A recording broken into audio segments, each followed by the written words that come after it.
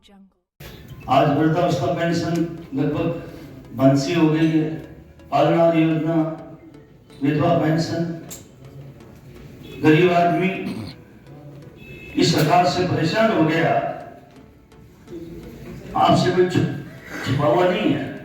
अगर किसान का कोई ट्रांसफार्मर जल जाता है तो महीने डेढ़ महीने तक उसको ट्रांसफार्मर नहीं मिलता है। आपके बिजली के मंत्री हैं, आपने प्रेस से वार्ता हुई होगी, आपने ये बात उठाया भी होगा। आज पूरा राजस्थान का किसान बिजली के लिए तड़फ रहा है। 12 महीने 14 महीने पहले जिनका नए कनेक्शन, पोल लगे, तार लगे, 14 महीने से डीपी ट्रांसफार्मर नहीं लगा है। अब 14 महीने तक किसान बिजली के लिए इस सरकार ने एक साल में 1,45,000 कृषि बिजली कनेक्शन जारी करने का लक्ष्य रखा। नए कनेक्शन वालों को ट्रांसफार्मर नहीं देना, इनका ये लक्ष्य टाइट फिक्स हो गया है। इसी तरह इनके अर्थव्यवस्था पूरी चरमरा गई है। इस छोटे से समय में अप्रैल से सितंबर माह तक का आंकड़ा है 22,000 करोड़ रुपए का इस सरकार ने प्रदेश में कर्जा बढ़ा दिया है। 2008 से 2013 तक गहलोत सरकार थी, जब राजस्थान में 1.5 लाख करोड़ का कर्ज था। 2013 से 2018 तक वो दुगना हो गया था, 3,11,000 करोड़ रुपए कर्जा हो गया था। और इन 5 सालों में कर्जा फिर दुगना हो जाएगा। राजस्थान की जनता फिर भार डाल रखा है। कुप्रबंधन, सारी पेंशनें पेपर लीक की बात करते हैं, बहुत वाहवाही ले रहे हैं, लेकिन आप देखते हो किस तरह से पेपर लीक वाला हाथों हाथ उसकी जमानत हो रही है। किस तरह से आपने सब इंस्पेक्टर भर्ती में देखा होगा, जमानत पर आके वापिस उन्होंने ज्वाइन कर लिया है। तो क्या कारगर उठाया?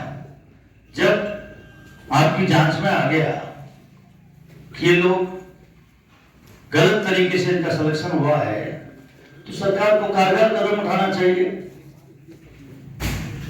आज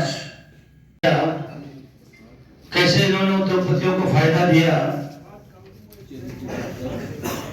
इलेक्ट्रॉनिक बॉन्ड के जरिए 2,004 करोड़ रुपए भाजपा को दिए और मोदी सरकार जी ने 3.28 लाख करोड़ के 179 प्रोजेक्ट उनको दिए।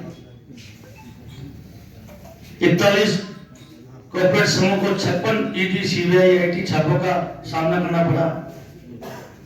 बाद में छापे के बाद 2,05,2,552 करोड़ रुपए इन्होंने भाजपा को चंदा दिया।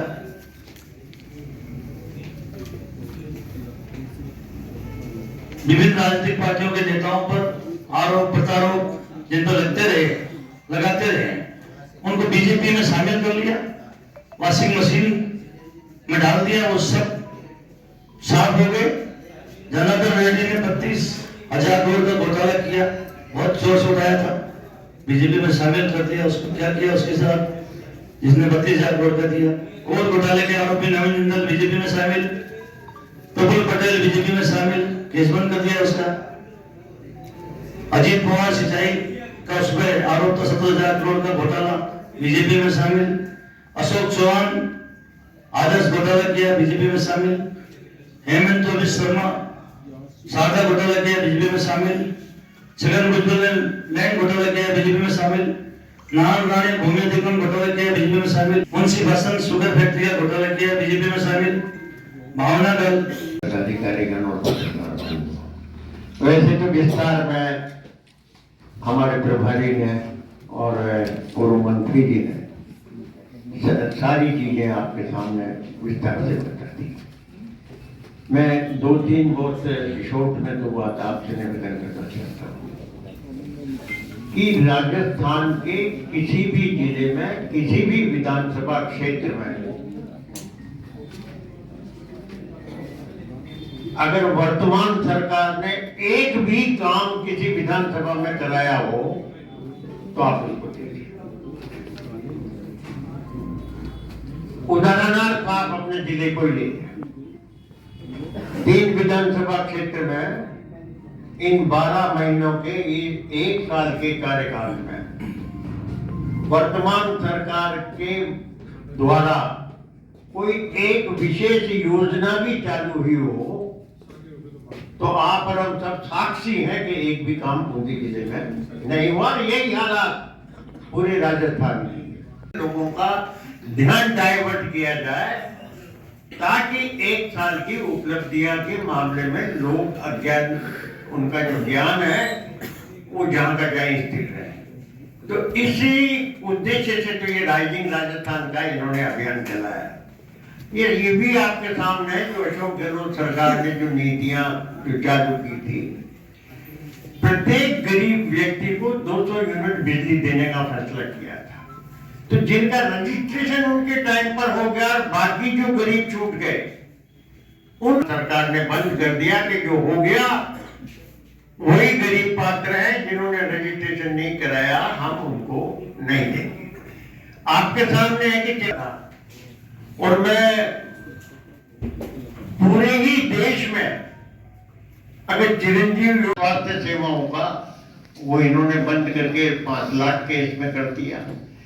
गरीब के लिए जो किट फ्री में किट जो दिया था इस महंगाई के युग में कि गरीब अपने पैर पर खड़ा कैसे हो, अपने घर का गुजारा कैसे चला जाए, उसमें तेल दिया था और सारे मसाले दिए थे, शक्कर दिए थे। वो पूर्ण का पूर्ण अन्नपूर्णा किट योजना पूरी इन्होंने बंद कर दी। महिलाओं को जो ये युग है, युग बदल रहा है कि इवेंट केवल इवेंट शो है, इसके अंदर कुछ करना नहीं है इनको, उसके माध्यम से बढ़ाया। हमारी सरकार थी जब बड़ा शोर मचा रहे थे कि कर्ज ले रहे हैं, कर्ज ले रहे हैं। हम कर्ज ले रहे थे आम आदमी की भलाई के लिए, लेकिन ये कर्ज ले रहे हैं अपने नेताओं की सुविधाओं के लिए। ये बहुत बड़ा फर्क है, ये आपको प्रमुखता से इस चीज को दिखाना पड़ेगा। दूसरी बात, जब हमारी गवर्नमेंट थी तो गहलोत साहब ने एफआईआर कंपलसरी कर रखी थी, जिस वजह से एफआईआर का सिर्फ आंकड़ों में बढ़ा था। लेकिन इनकी सरकार जब से आई है, आप देखिए 7000 बच्चियों के साथ, महिलाओं के साथ दरिंदगी की घटनाएं हुई है। आप अगर इसका 1 पर डे का हिसाब निकालें तो 19 से भी ज्यादा पर डे की घटना बढ़ती है औसत, अगर हम देखते हैं 365 दिन को। ताज्जुब और हद की बात जब हो जाती है कि मुख्यमंत्री के गृह जिले के अंदर एक महिला को अपनी एफआईआर कराने के लिए पानी की टंकी पर चढ़ना पड़ता है, जब ये सोया हुआ सिस्टम जागता है। इससे ज्यादा शर्म की क्या बात होगी जब मुख्यमंत्री के गृह जिले का यह हाल है तो बाकी राजस्थान के क्या हाल होंगे। और ये 7000 तो वो है जो थाने तक पहुंच गए, जिनकी एफआईआर इन्होंने दर्ज कर ली किसी भी माध्यम से। बहुत सारी ऐसी भी घटनाएं हैं जिनको आज प्रमुखता से नहीं छापा जाता कहीं ना कहीं, क्योंकि हम जब देखते हैं स्थानीय चैनल के माध्यम से या जो जिले वाइज तो घटनाएं आ जाती हैं, लेकिन जो हमारे प्रमुख अखबार हैं उनमें कहीं ना कहीं वो दूसरे दिन मुझे नजर नहीं आती, क्योंकि इस पर मैं बहुत ध्यान से देखती हूँ तो नहीं आती। आपको इस चीज का उठाना चाहिए कि आपने नारी की बहुत बड़ी बात की थी कि महिला रेपिस्तान बना दिया राजस्थान को। अब आपने क्या कर दिया, जयपुर के अंदर राजधानी में की नाक के नीचे महिला के साथ दरिंदगी हो जाती है, लेकिन सरकार सोई रहती है। आप इस तरह की जो ये घटनाएं, इनकी कथनी और करने का जो फर्क है वो बहुत बड़ा है। कॉन्फ्रेंस रखी है तो हमारे बीच में यहाँ के प्रभारी, कॉन्फ्रेंस के प्रभारी आदरणीय बाबूलाल नगर साहब, मोदी के विधायक और पूर्व राज्य मंत्री आई मोदी शर्मा साहब, प्रतिष्ठा जी, अनीता जी मीणा साहब, सतीश जी और प्रमुख साहब, पीसीसी सदस्य संदीप पुरोहित जी और उपस्थित सभी पत्रकार मित्र, मैं समझता हूँ कि आपको उनका इंटेंशन उधर खराब था, तो मैं समझता हूँ कि पत्रकार से यही निवेदन है कि जब जब भी कोई हमारी बात आए तो उसको कृपया छापें। और आप लोग पधारे, अब पत्रकारों के लिए हमने खाने की व्यवस्था करी है। प्रश्न तो ये है, आपके संबंध में प्रश्न पूरा सुनो, मेरा प्रश्न पूरा सुनो आप। ऐसा है अम्बेडकर के चुनाव लड़ा, अम्बेडकर जी ने अलग पार्टी बनाई थी, अलग पार्टी के बैनर से चुनाव लड़ा, तो जब वो अलग पार्टी से चुनाव लड़ रहे हैं तो प्रचार करेगी, मेरी बात को समझना आप। तो कांग्रेस प्रचार करेगी, लेकिन मैं लगातार देख रहा हूँ 1 सप्ताह से 5-7 दिन से कांग्रेस की तरफ से इस बारे में अभी तक कोई अधिकृत वर्जन नहीं आया है कि भाई अम्बेडकर जी ने अलग दल बना के चुनाव लड़ा, इसमें कांग्रेस की कोई गलती नहीं है। आप किसी भी वक्ता ने इस बात का उल्लेख नहीं किया। ये